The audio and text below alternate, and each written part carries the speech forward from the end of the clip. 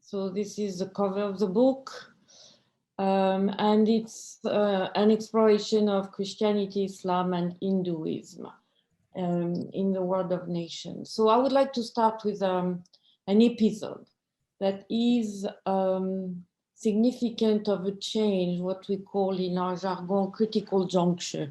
In the fall of 1561, Jean Tanqueray, a bachelor in theology, defended at the Sorbonne the thesis that you see here: the Pope is the only lieutenant of Jesus on earth, and their spiritual and mundane sovereignty which overrules the sovereignty of kingdoms. So for that, he was expelled from La Sorbonne by Catherine of Medicis. And why is it a turning point? Because it's the last time that the Catholic Church will express, or the members of the Catholic Church will express their monopoly over what we consider now politics.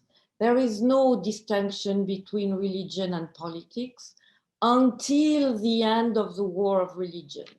And that's, instead of giving you a sort of historical arc, I'm going to do in 3 paintings, pretty much, what the situation was and what it became. So this is a painting of the Lepanto battle that sees the Pope under the auspices of the Holy Trinity, leading the kings against the Ottoman Empire.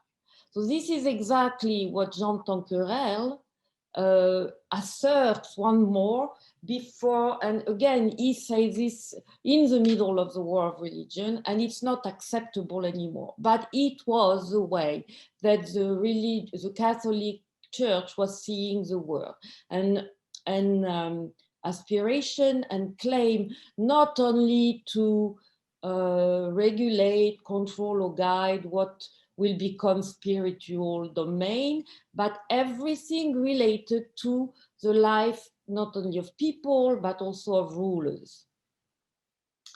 And then we have the trauma of the war of religion that has also triggered a lot of painting, but I just want to use this one because it's close to home.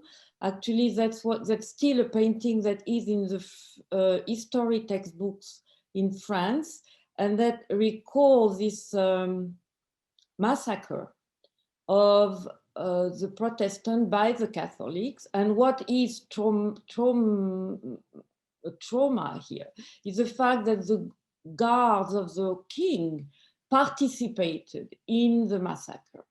So this is the moment where the Catholic Church loses its capacity to the minimal security of not yet citizens, but members of the same political community.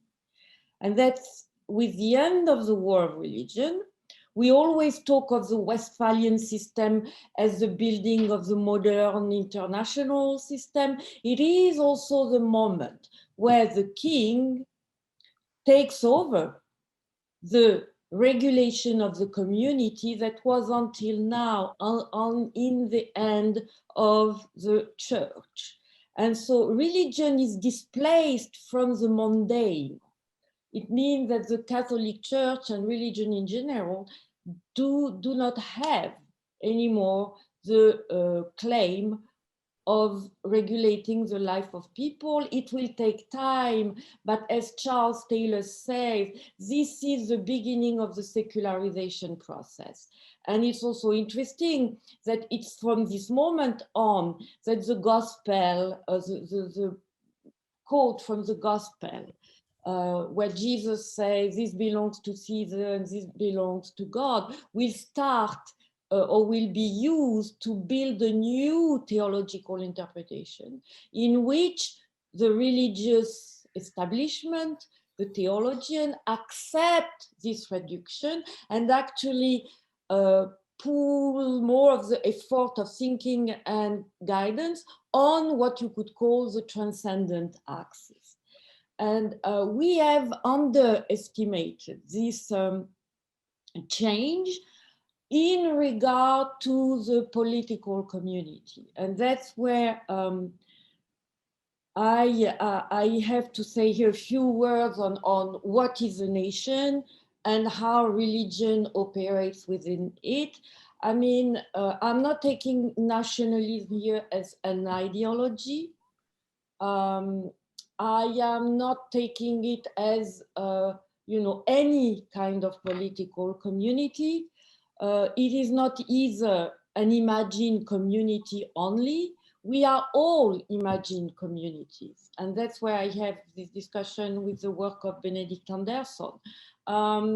We are now an imagined community. What makes a difference between a nation and any kind of imagined community are two principles that create this modernity of the politic, which is the equality of individuals and the sovereignty that lies in this community of individuals.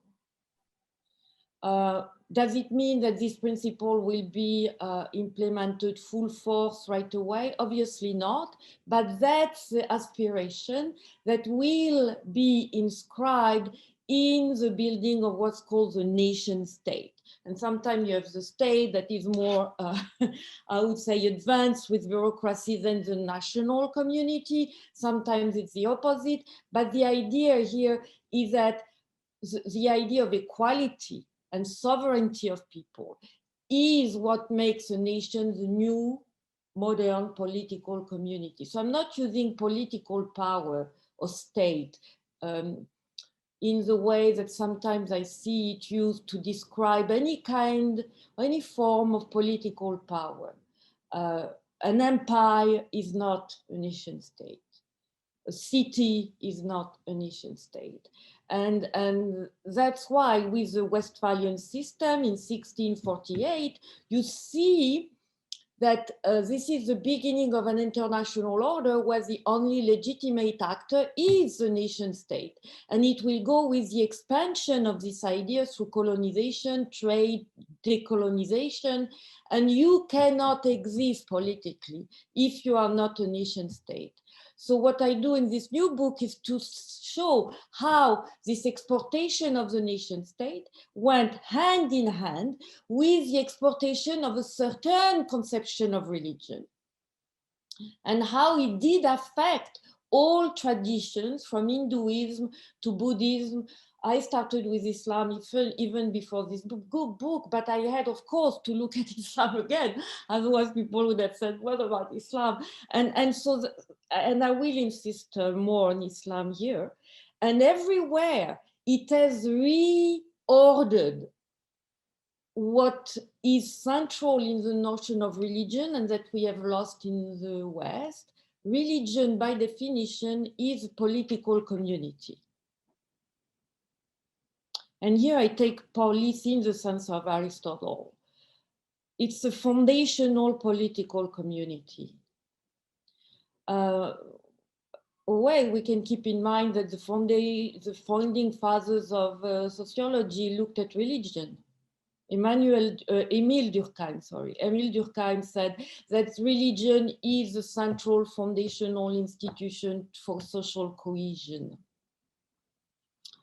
And until the modern era where the nation will play this role, there is no religion and politics.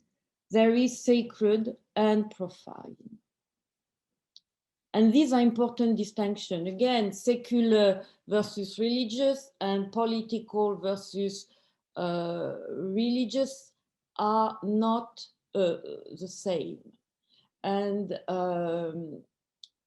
in the foundational order of the religion as a community, the central distinction, and again, I take this from sociologists of religion, is sacred versus profane. And the sacred refers to all the rituals, symbols, histories, practices that create the collective, the community. What we can call the taboos and the totem, if I want to talk like Emile Durkheim. And the profane is all the other things that are, mundane and do not really influence all this collective identity. The sacred and the profane will remain. Actually, you can argue that for lots of people, the nation is now sacred. You can see you have rituals, you have symbols, people die for this collectivity. So it didn't disappear, unlike what people think. It was redistributed in a different way, with the nation having also the claim to be sacred. Otherwise, how do you explain that people will die for a flag? But at the same time, with the war of religion, the end of the war of religion, the rise of the Westphalian order, you see emerging the opposition secular versus religious.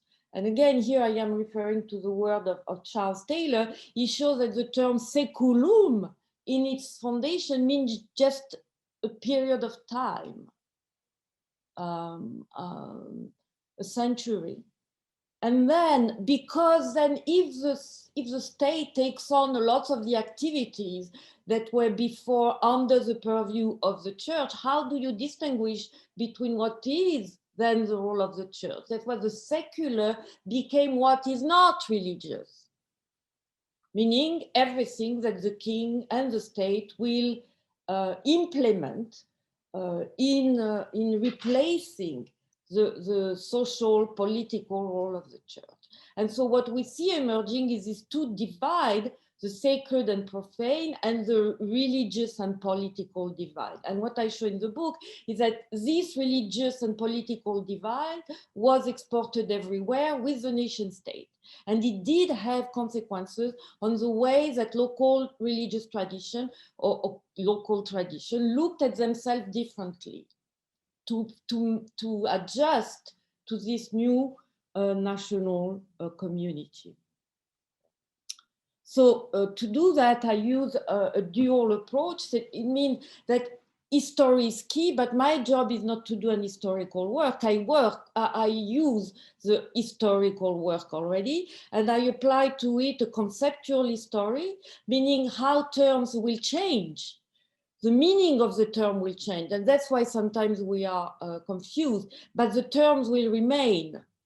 Like Sharia, jihad, the way that Muslims use it today is nothing or really little to do with the way that were used before the creation of the nation state under the Muslim empire. Same thing for just war, the discussion on just war before and after the Westphalian order are quite different. But that's not my take here. And the genealogy is because you cannot just look at changes in semantics and meaning.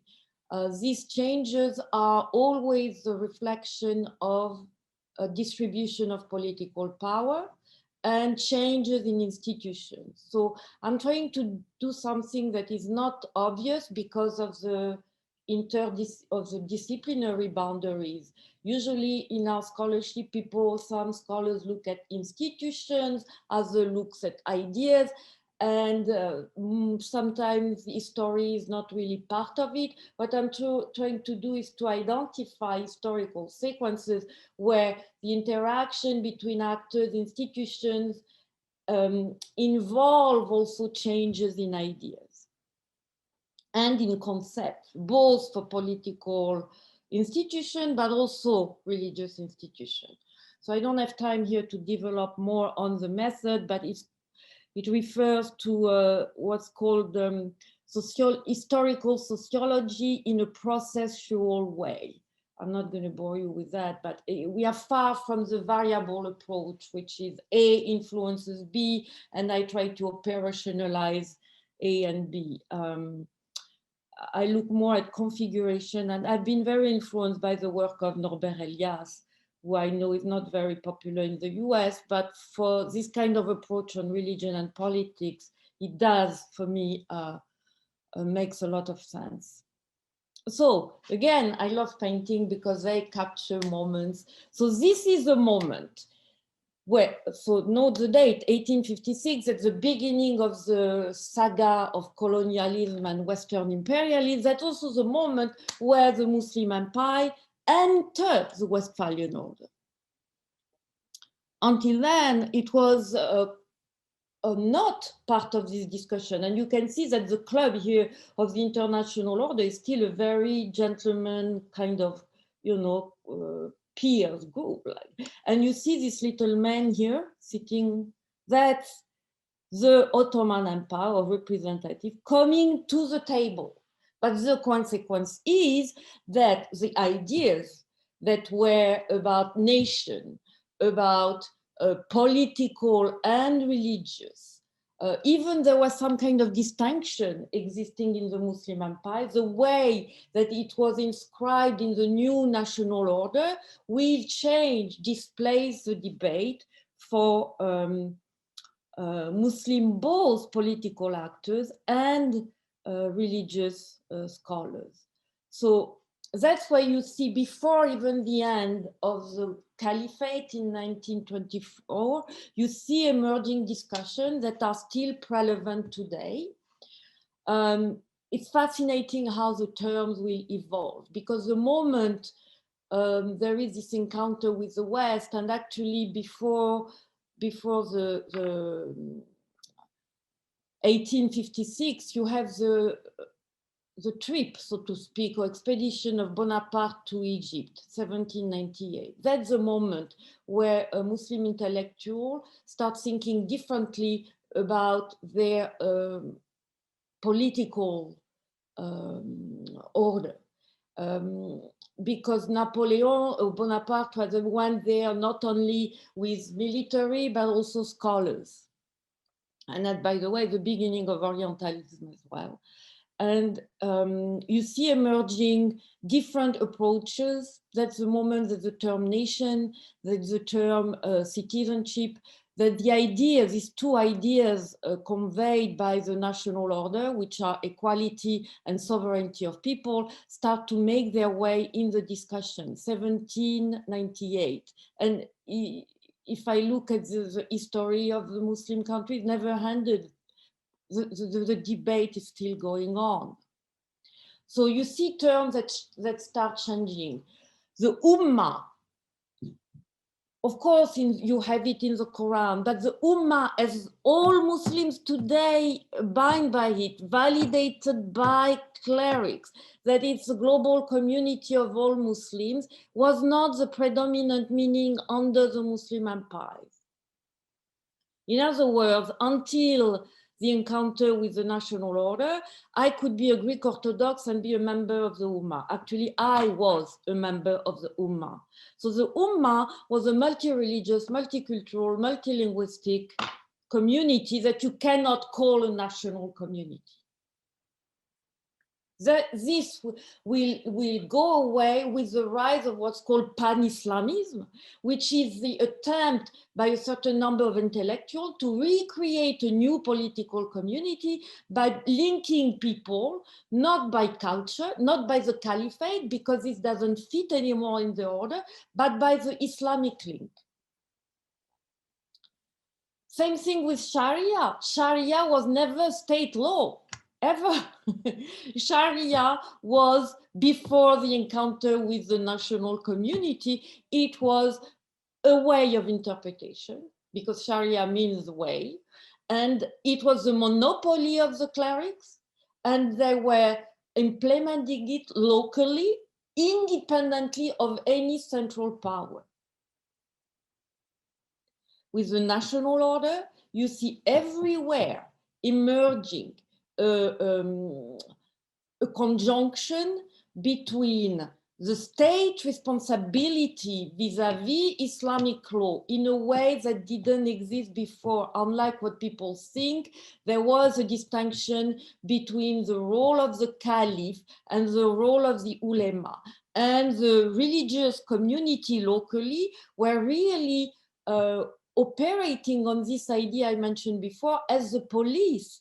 The Qadi, the judge, was consulted not only by Muslim, but also by the non-Muslim present, and the role was to maintain the stability of these local communities that were plural. Again, unlike the idea also of lots of Muslims that have this tendency now to see the Ummah, the Muslim world or communities as homogeneous. These changes really came from this encounter with the new concept coming from the West.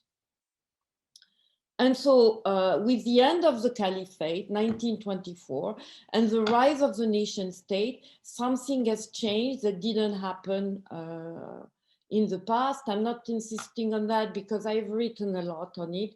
And for the first time, the Islamic belonging and the national belonging, here I work, become intertwined. Actually, they completely lined up in a way that is a specificity of all national communities across Muslim countries today, with a couple of exceptions. Senegal, Indonesia, now Tunisia after the Yasmin revolution, and Lebanon, because Lebanon was built again with the influence of Western, especially French institutionally. It was created as a sectarian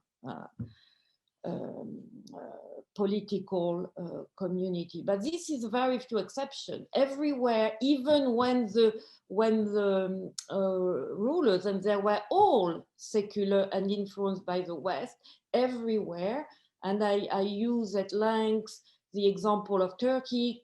Kemal Atatürk, of course, he removed the role of religion in social interactions.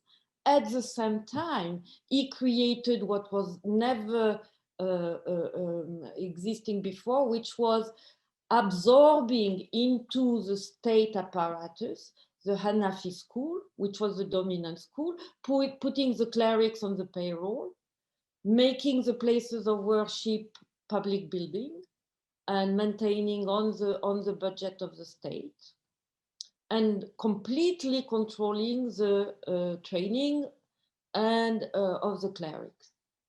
Before, all this was under the purview of the ulema themselves, and creating this connection between being a Muslim and being a Turkish citizen, to the point that if you are Alevi, if you are Christian, if you are Kurd, you don't fit in there. So that's what I also call the beginning of political Islam. Political Islam is not only Islamist. That's the moment where this connection that is never questioned by anybody in Muslim countries, including the secular citizen, is that I am a Muslim, I am Pakistani, I am Algerian, I am a Muslim, and so on and so on. So from that kind of changes brought by the nation state and the adjustment of the Islamic tradition to the boundaries of the nation, I take a few examples to show how some patterns of politicization of religion and vice versa are emerging. And I look in priority to sites of contestation. For example, you can argue that in Turkey, the AKP and the Islamist party didn't dislodge the connection between Islamic belonging and national belonging. What they did is to say it is not enough to belong. You have also to have the capacity to behave as a Muslim or as a believer in the public space. And that's where the challenge with the continuous discourse or controversy of the headscarf, that's where they challenge the secular order. But interestingly, the AKP never went back and renounced to the secular constitution. What Erdogan did was to argue that to be secular, and he had a point, was to accept this plurality of being citizens in Turkey, including for the religious one. well, what happened now is that with the authoritarian turn that the regime has taken since 2012, the debate has shifted. You can see clearly that it's not anymore about the secular versus Islamist. It's also within Turkey. The tension between some groups that are seen pro-Western and other groups that are seen pro-Islam, you know, or more authentic or Turkish. And this divide is reordering the whole political order and the role of religion in it. But you see, if I look at sites of contestation, I cannot predict, but I can anticipate what will be the next front for connection, tension between what is religion and politics. In Syria, when the modern Syria emerged, again, it was founded on and created with the Ba'ath Party that was a secular party. But interestingly, like anywhere else, the Ba'ath leader and Hafez al-Assad, the father of the current Bashar al-Assad in charge, he was an Alawi, but he understood very well that he had to match the boundary of Syria with the Islamic references. And that's why there is a continuous debate that I explain in the book about is Syria an Islamic state? And this was not by ISIS.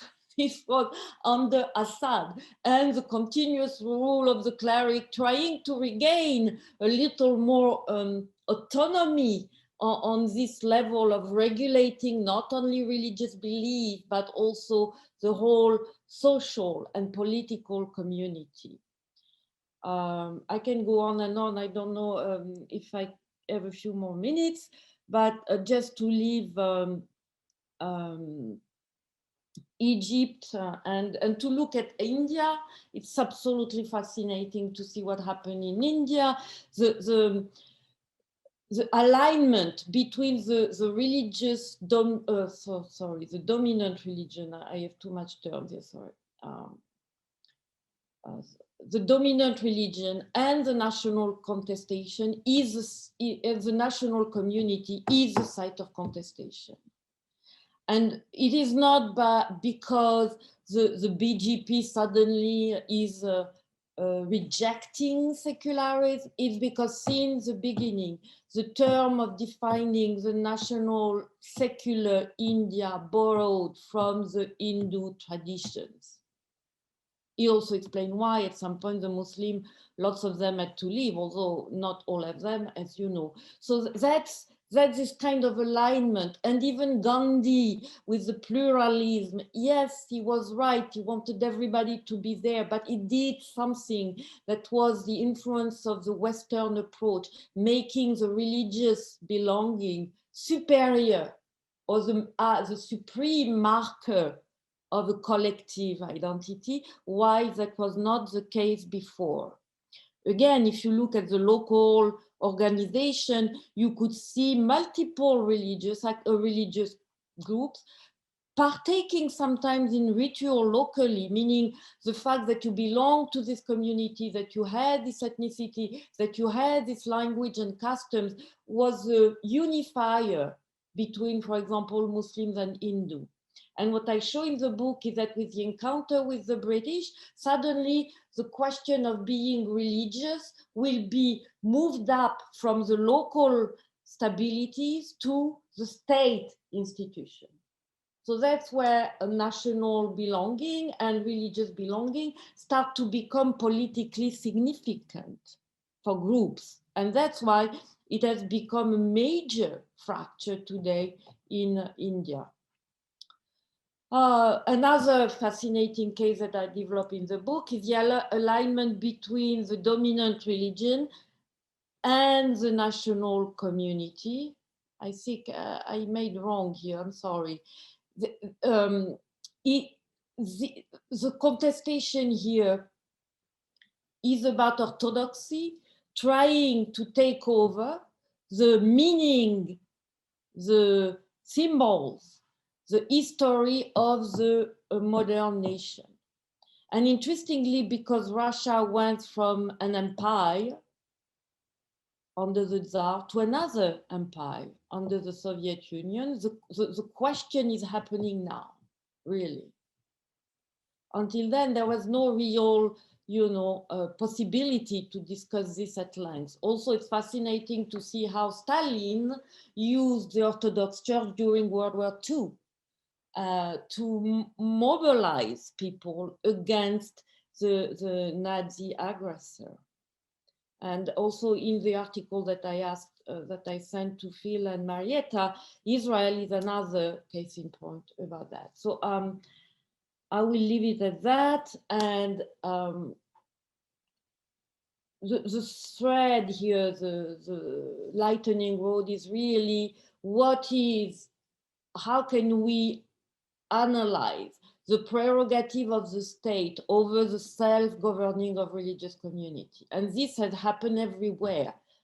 Again, I'm not taking here the position of, that what happened in the West has happened the same way in other nation states in the post-colonial order. The terms, the apparatus was imported. The outcome is very different.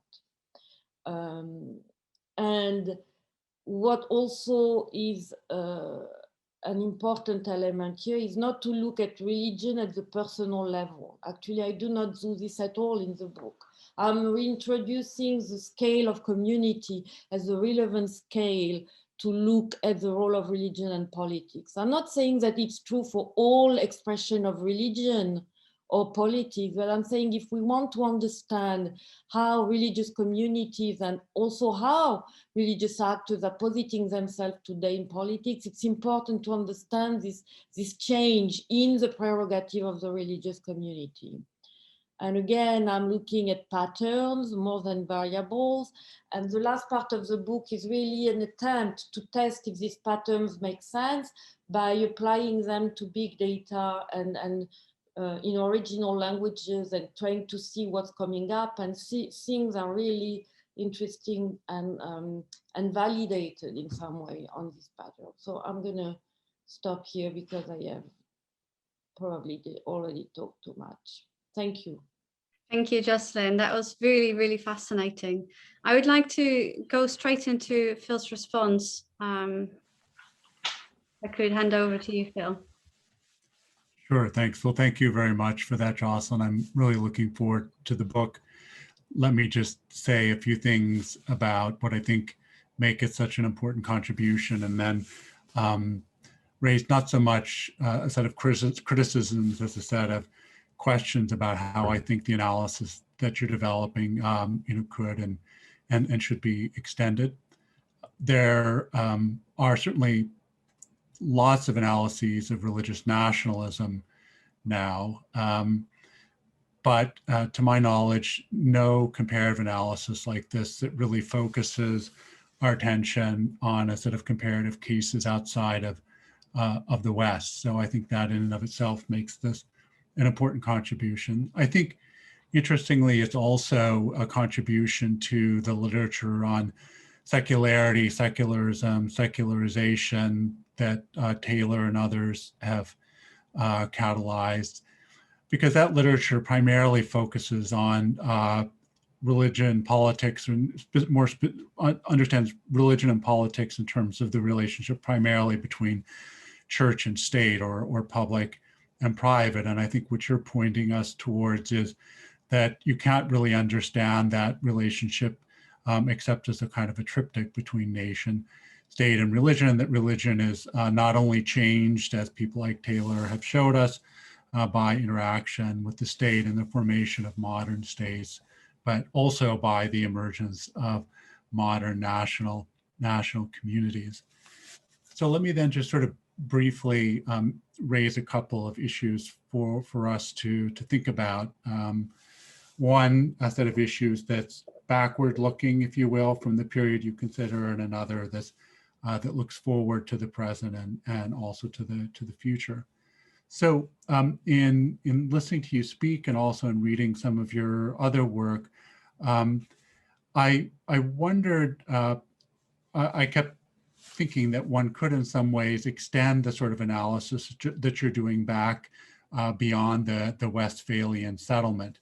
And the reason I say this is that if you look at the history of this kind of mosaic or covenantal land-state polity, land-polity people way of thinking about nationhood, that gets evoked by dynastic state builders as well. In fact, there's almost no dynasty in Western Europe that didn't make a claim to be a kind of a new Israel or be founding a new Jerusalem at some point or another. So I think one distinction might be between dynastic states and territorial states, and thinking about the way in which the same narratives get mobilized by them, or perhaps also looking at whether they mobilize slightly different narratives. Another distinction I think that is implied by your work, but that could be developed further, is between state building forms of religious nationalism and anti-colonial forms of religious nationalism. And looking at the European context, I think some of the most powerful, if you like, virulent forms of religious nationalism have actually emerged there in the context of anti-colonial movement. So I'm thinking, for example, about Catholic Ireland, or I'm thinking about Catholic Poland, or you could extend a similar argument nowadays even to Hungary, and certainly also to the breakup of Yugoslavia and Serb nationalism there. That points to one other thought that I have, the Serbian case does, which is that at least in the Western context, there is actually another narrative which is often drawn on, and this is a Christocentric narrative of a nation resurrecting itself. I think this is quite common in anti-colonial forms of resistance, and interestingly, it's also really quite central to the understanding of the American South after the Civil War. This is when people say the South will rise again, that was the original meaning of it. It originally had a kind of a theological connotation. So I think it would be interesting to reflect a little on the kind of state building versus anti-colonial forms. Are they simply two different moments in the same process of state building, or are they two different modes of religious nationalism? And then very briefly to the present and the future. I mean, you treat religious nationalism less as a social movement or a political ideology, and more as a kind of a state ideology, or a form of imagined community. But increasingly in present day politics, at least my observation, we actually see religious nationalist movements as one of the primary forms of ideological challenge to states that understand themselves as secular in one sense or another.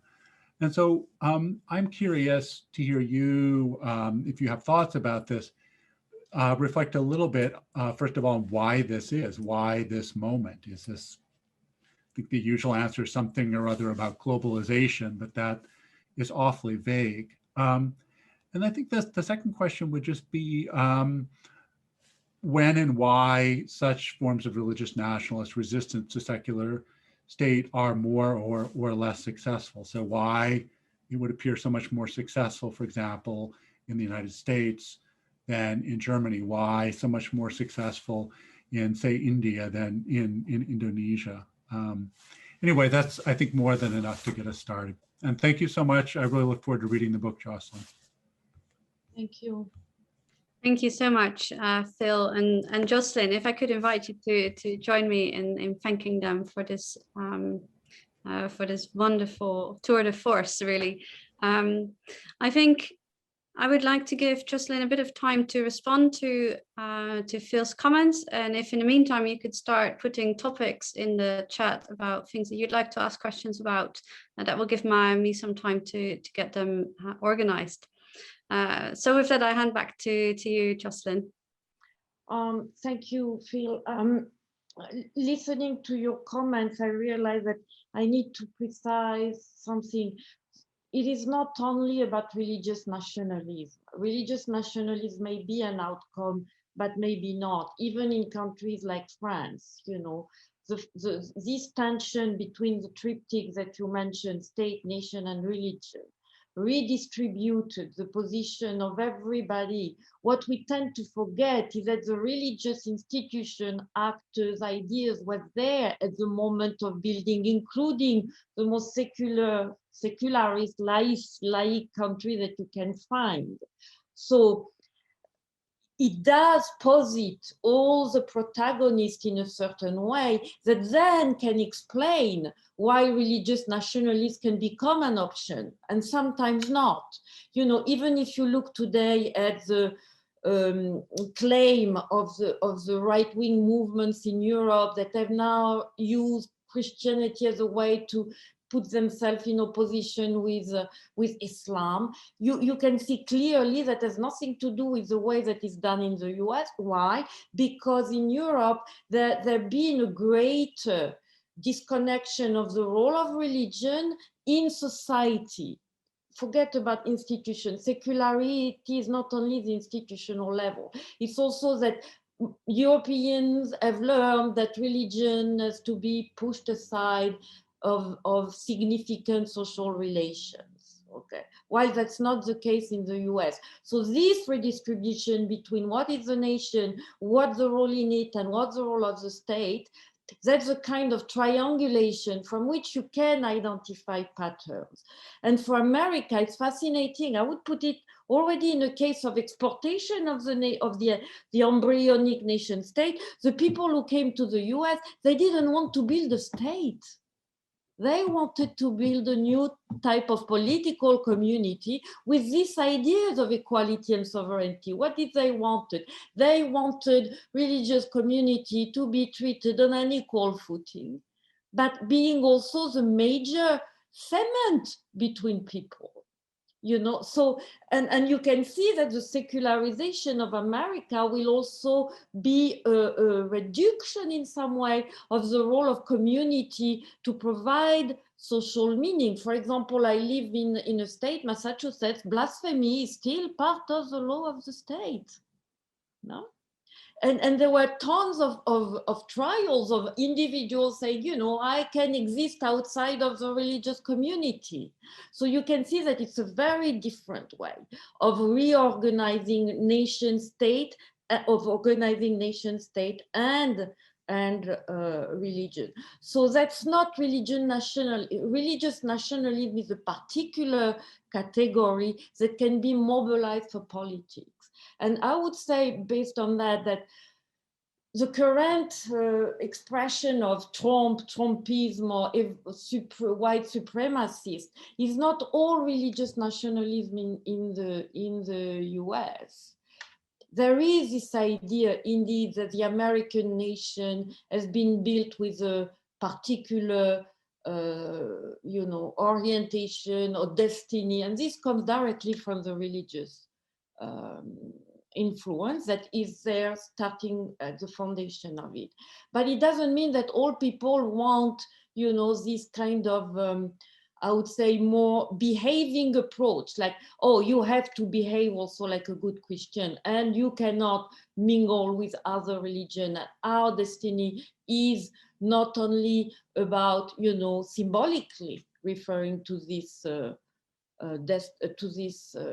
task, but also implementing it here and now. And for me, that's exactly the same way that you can distinguish between the secular nationalism in Muslim countries, where this connection between Islam and nation exists, and the Islamists that are saying, oh, but that's not enough. We also need to behave as good members of the Islamic tradition as citizens. And I think you are the one that came the closest to this comparison by differentiating between the Christian nationalist or the Christian national and what you call Christianism. You know, it's like Muslim and Islamism.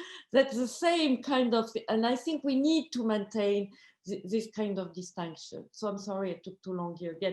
But the idea is, no, my initial move is not about to cover religious nationalism, because I look at China. There is no religious nationalism in China, but the influence of the importation of nation and state and religion has completely, again, reposited the influence of the political power on religion. And I can explain this, and I can even anticipate what the next crisis can be. You see, so I just wanted to clarify that. Thank you very much, Jocelyne. I think one of the issues that some people would talk about when it comes to religious nationalism is this kind of anti-secular response, and as Luca puts it in the chat, the issue of revival, especially when secularism has been asserted elsewhere, which is a bit of a different narrative from the connection initially, I suppose, between national identity and religious identity. But I wonder, Luca, if you could comment further on that question. Yeah, thank you. Well, first I would like to thank Jocelyne, because her presentation was very fascinating. It's the kind of wide comparison that I really like. And well, I'm not a specialist of historical analysis, so I'm just talking about some readings that I made. And well, during my research, I always found the striking similarities between the debates between the late 19th century and the early 20th century, particularly in India and in the Middle East, so Egypt, Turkey, particularly, and so about how to define the new nation states. So if they had to look for religious roots, so some revivalist path, or rather to follow the route of westernization, reject tradition and religion, and so choose just modernity, Western modernity. I agree with you that both sides shared some common framework. So there was this, today many historians tell a story with the very polarized identities.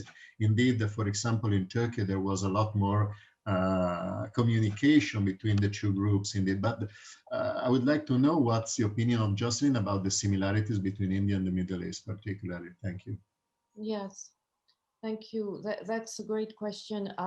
Actually, there are lots of similarities in the sense that with the introduction of this idea of a nation state, you see emerging a transformation of debates among the religious elite or the ulema, and among intellectuals, and also members of different castes in India. So what's happening is that you're absolutely right that the debate is unfortunately sometimes seen as a sort of opposition between the secular versus the religious, authentic people. But actually what we see now, the authentic, were already a shift away from the traditional approach, in the sense, again, that this term like Ummah and Sharia and citizenship, it's quite a modern approach to think of the Ummah as an alternative to the nation. You know, this would not have come across in the before this encounter with the West. And interestingly, these are the people today that present themselves as the real, you know, spokesperson for the tradition, while I have shown in this book and before that they contributed to the transformation and modernization or westernization, even if they don't appreciate it, of their own tradition. And you can say it's the same thing with Hinduism. I am not, again, that's where the work I did was to pull in lots of fascinating studies by specialists of Hinduism and other groups in India, and showing how the encounter with the West changed or shifted the way that these actors were looking at themselves. You know, you have in India indeed a tradition that you can see as more universal and inclusive, but it coexists, it had always coexisted with other way of seeing yourself as member of a very hierarchical, unequal caste system. The idea of equality, that's what broke the whole caste system. And that was fascinating to see that at the constitutional debate, there was MDK who wanted to create a special group for the lower caste. And the secular Hindu said, no, we are all Hindu, we can manage this. This is modern. This is not the traditional way of thinking. You see what I mean? So this is the kind of thing that happen that have consequences. And that's why Hinduism can become, Hindu national identity can become Hinduism, because you can build on this homogeneity, saying we are all Hindus against the Muslim. While before, you had more caste system where if you belong to the same lower class, Hindu or Muslims, you were in the quote unquote in the same boat, you see. And that is kind of change that I wanted to bring to life in order to make them relevant, or at least help us understand the present, you see. So it goes against this idea of revival or return. It's just because we don't look, it's just our lenses are not appropriate. I'm talking about the tools we have, especially in social science, because we don't do history, we don't do semantics. Why I think it's an important tool to bring in. Doesn't mean you have to become an Islamicist or specialist of Hinduism or orthodoxy. That's also part of the debate I'm having in the book, because I realize that people are going to say, I cannot do that. So, but it's another story for. Thank you.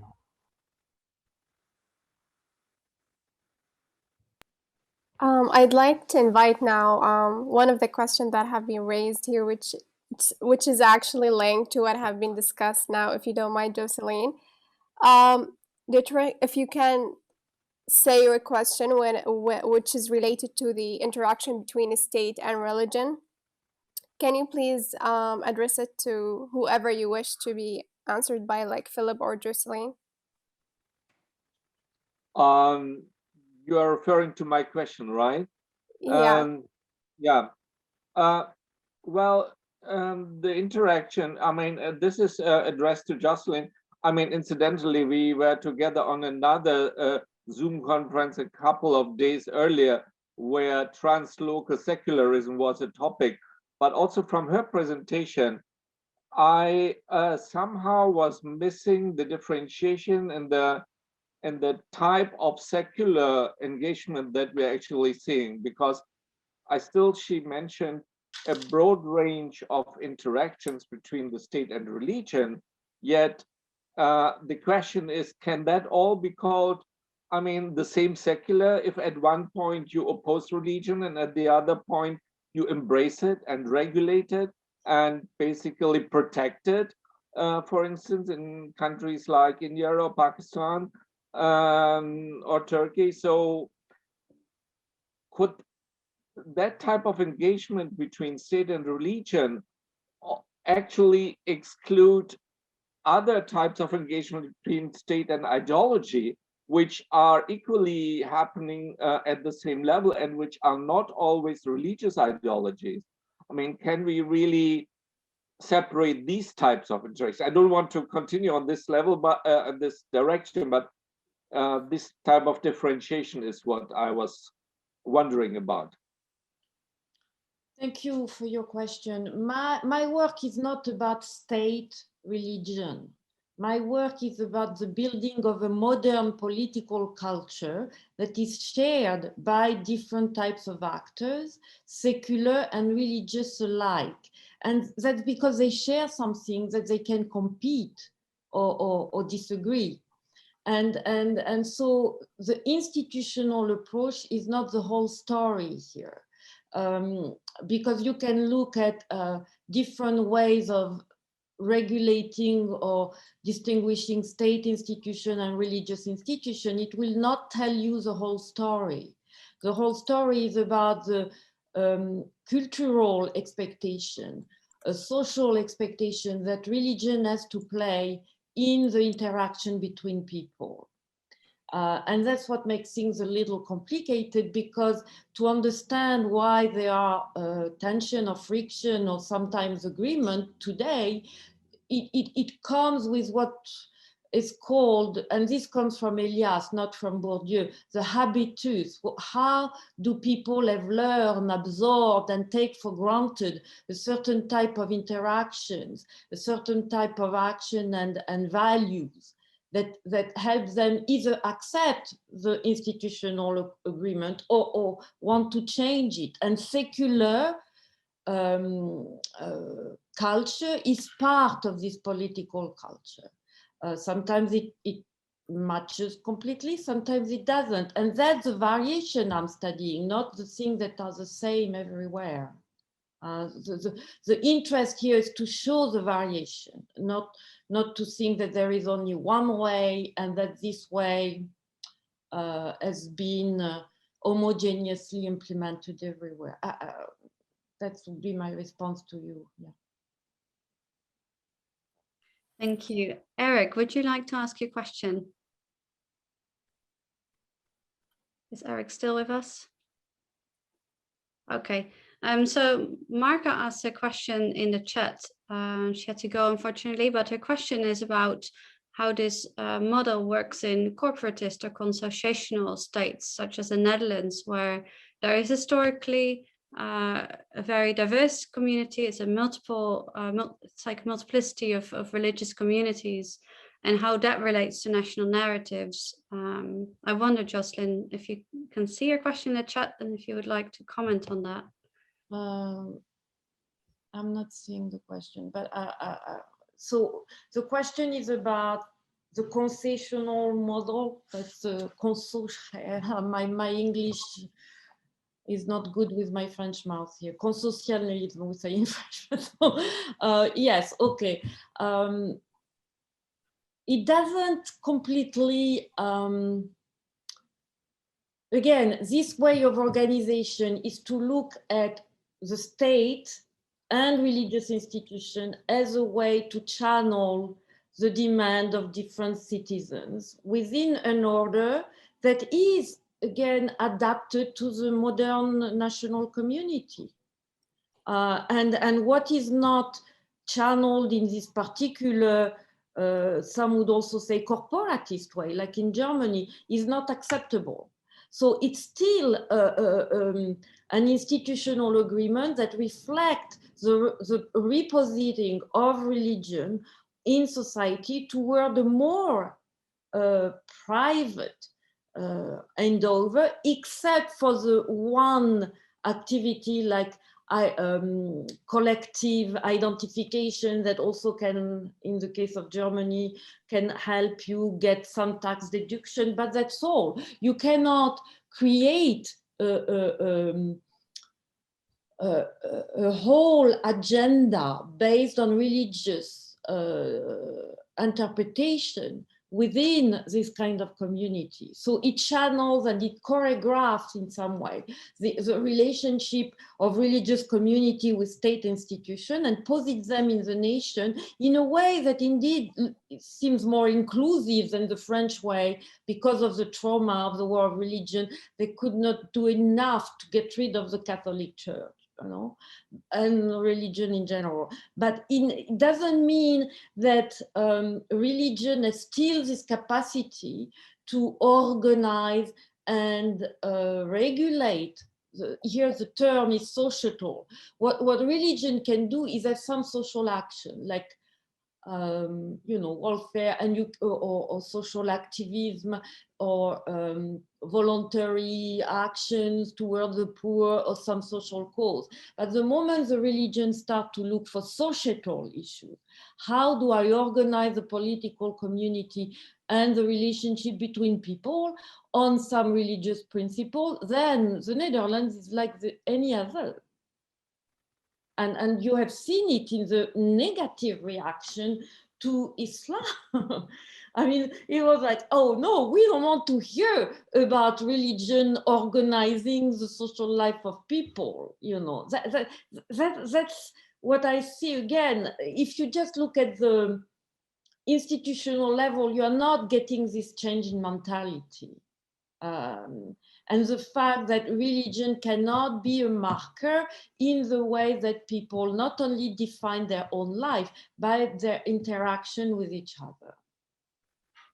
I don't know if I've responded to the question, but that would be my... Thank you, Jocelyne. I wonder, Phil, if you could say something about the second question that Marka posed about civil religion.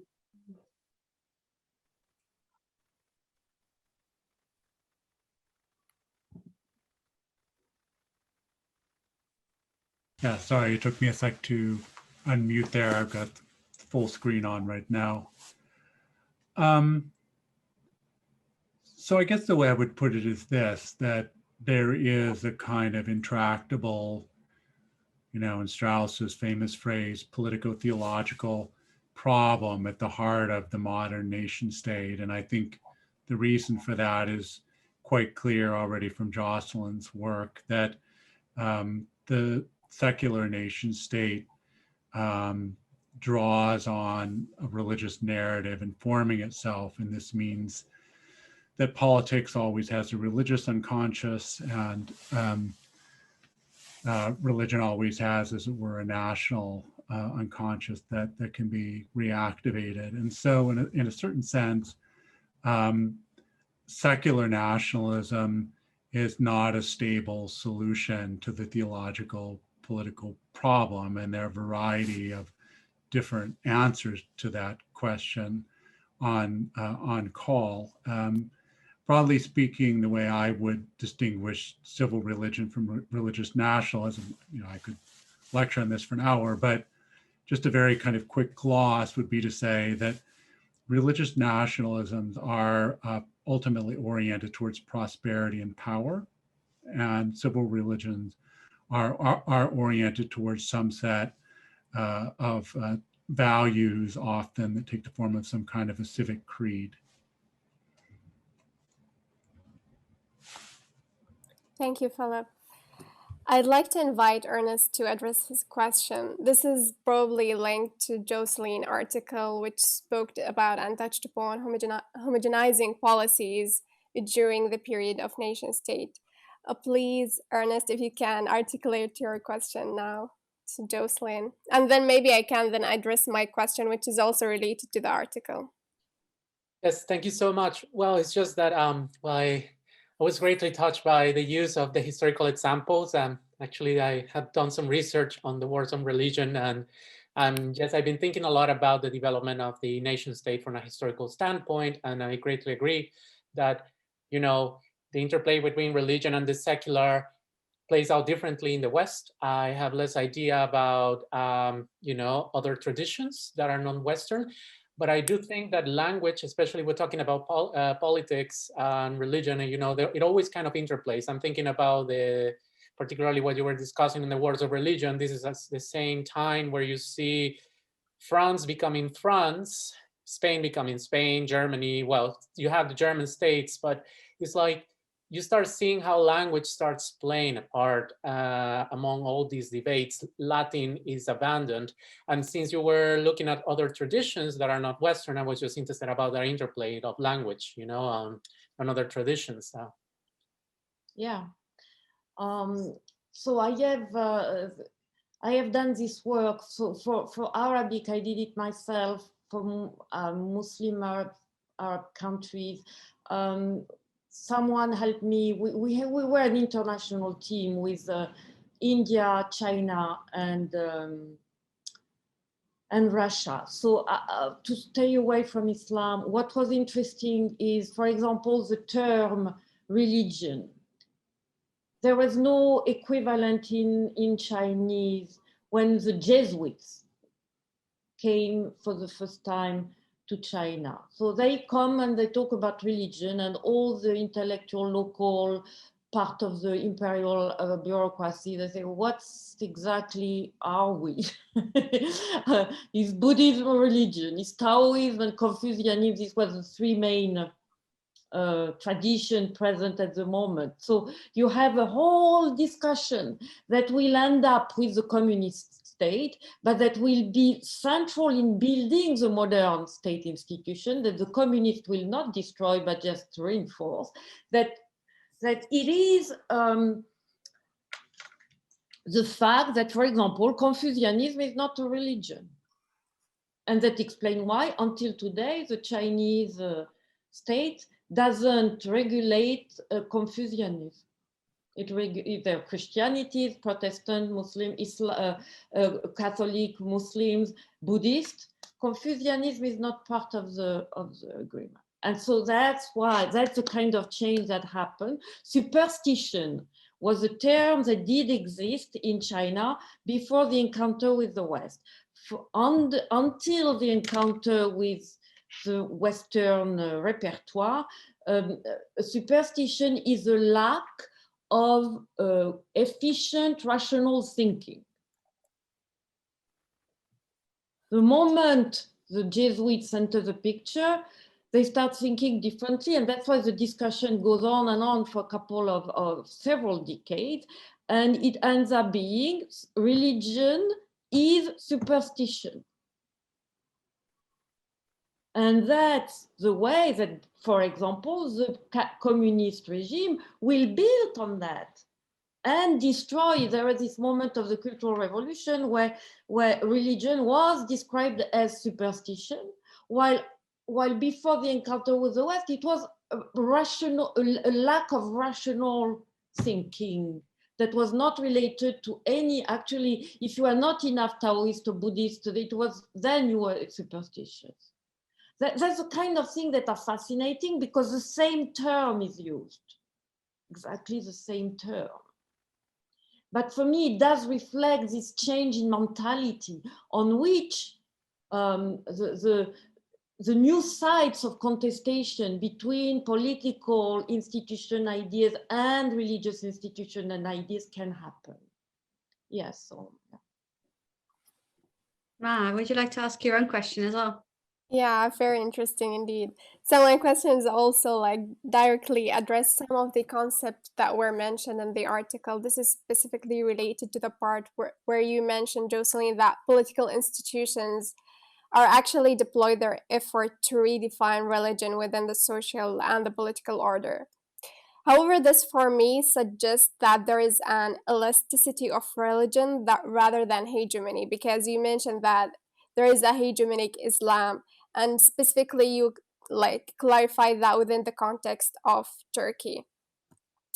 But I would say it's elasticity of religion, given the matter that you also discussed Israel as a similar kind of example, that it's closely, related or could be similar to the case of Turkey. Could you explain what are the factors contributing to this elasticity of religion? In other words, why politicians, rather than just using it as a tool for political control, they also want to make sure it becomes part of the collective or national identity? Yeah. Again, it starts before the nation state. At the end of the Ottoman Empire, you have all this period of reform where the caliph or sultan at the time tried to adjust the political system of the time to all these new ideas, because there is rebellion everywhere. Okay, in Arab countries, that's the moment also where people want to be Arab and not Ottomans. You know, you have lots of these discussions going on. So what happened there? You see, that's why it's important, the change in mentality. That's the moment of what I call the rise of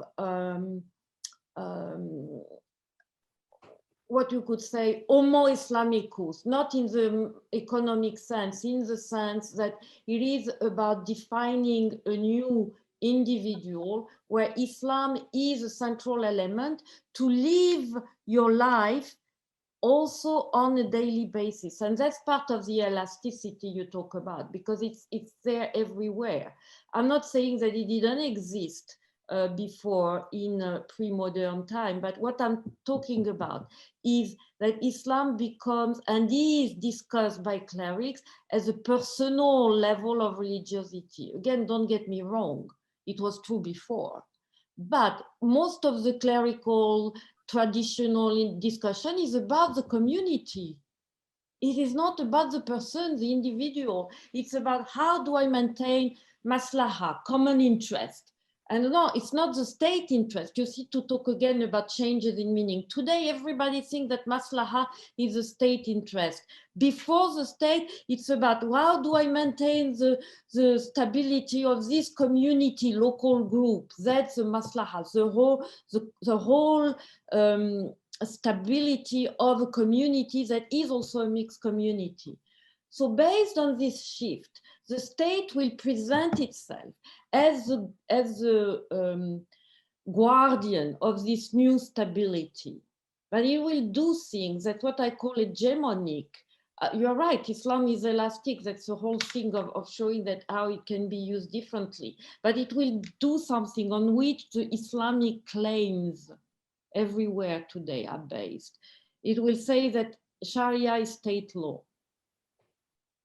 Well, it has never been state law, to the point that the question of blasphemy are redefined now by the state, not by religious prescription only. Who is punishing you if you are blasphemous?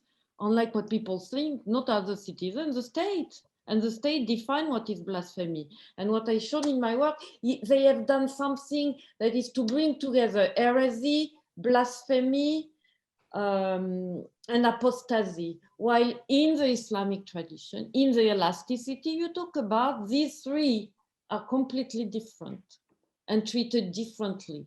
For example, if I am a Christian, I'm not blasphemous in the Muslim empire. Why today, if I'm a Christian in Pakistan, I am punished by law, by state law, as blasphemous. That's the kind of thing that, that's what I call this connection between Islam and a certain state hegemony.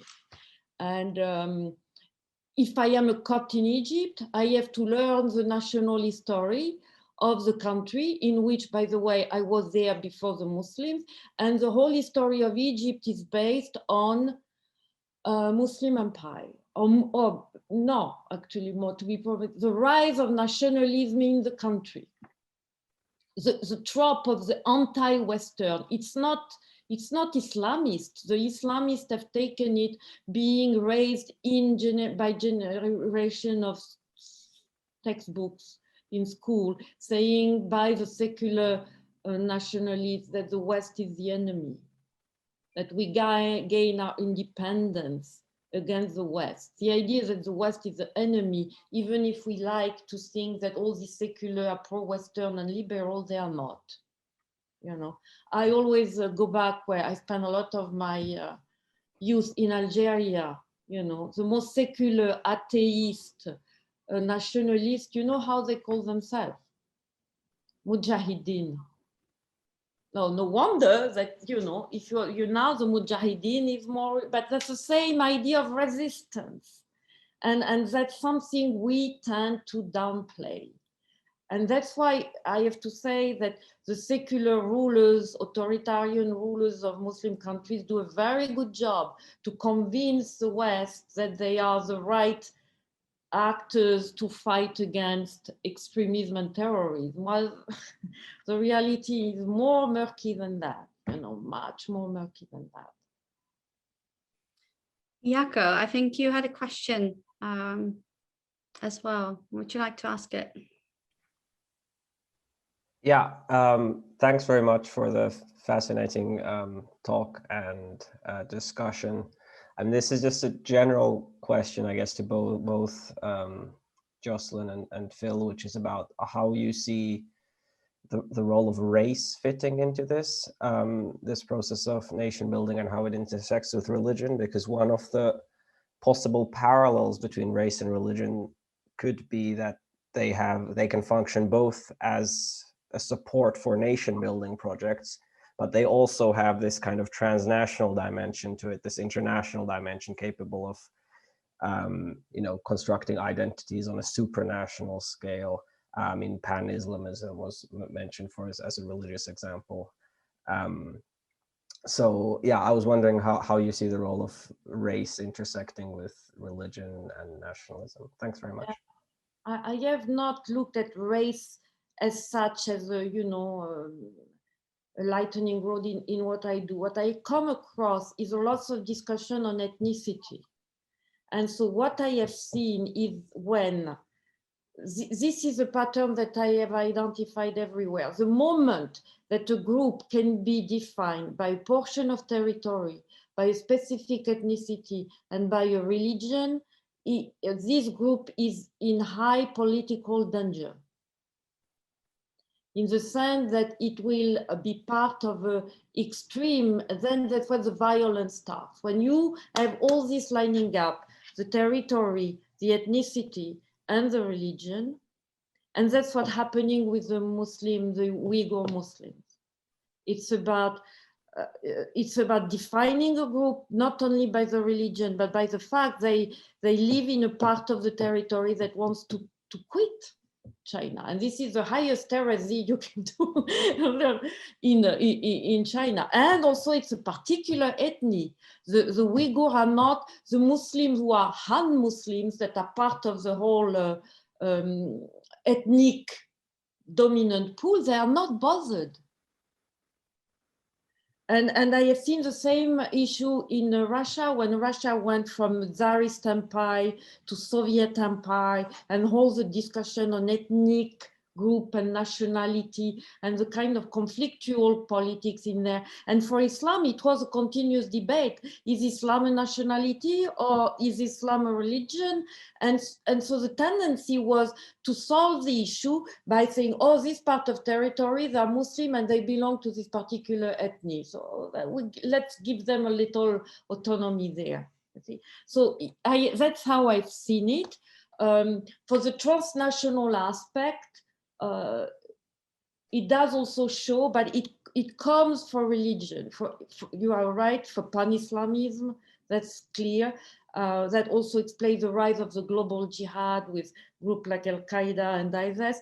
In the case of Russia, you see a tendency toward the global, I don't know if you can call this trans-orthodoxy, with the patriarch of the Russian Orthodox Church, putting himself as the leader, not only of Russian Orthodoxy or global Orthodoxy, but all Christianity against the West that is assimilated to Catholicism. It's fascinating. And the whole discourse on civilization by the patriarch to push an agenda of more traditional value internationally. So that's why you see emerging this tendency of a more global approach. But I have seen it on religion, not so much on race, actually. The tension I have seen on race are really about the convergence of the ethnicity, the language, the religion, and the territory. Then it's the group, one way or another, is going to get into trouble. Phil, would you like to respond as well? Yeah, sure. Although you'll have to come hear my talk, Jaco, because that's going to be really the central topic of it, is the relationship between race and religion and religious nationalisms in the United States. So, but let me just, kind of make a couple of quick observations to give you a sense about how I think about this. So I think you're quite right to say that there is a deep tension between a universal salvation religion on the one hand and a territorial nation state on the other.